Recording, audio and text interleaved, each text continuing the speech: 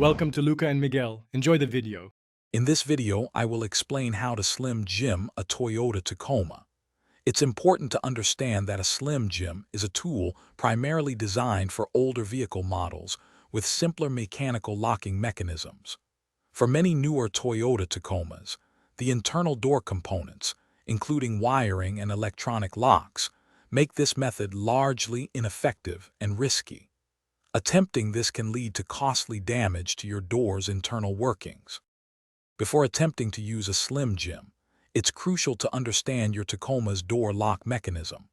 Older models, typically those manufactured before the early 1990s, might have exposed lock rods that a Slim Jim could potentially engage.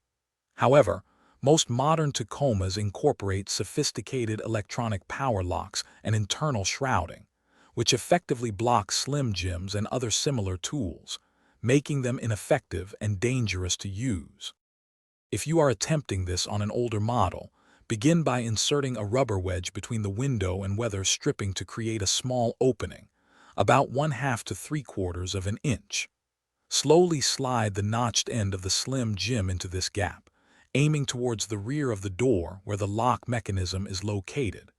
You are trying to hook onto a vertical rod. If you feel it, gently pull the Slim Jim upwards to try and actuate the lock. Be aware that using a Slim Jim carries significant risks, including damaging sensitive electrical wiring, internal door rods, or even inadvertently deploying an airbag. If you cannot unlock the door after 1 or 2 careful attempts, stop immediately to prevent further harm.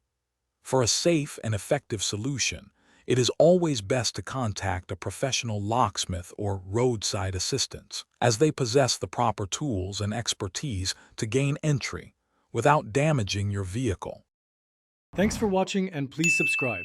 It's the best investment you'll ever make.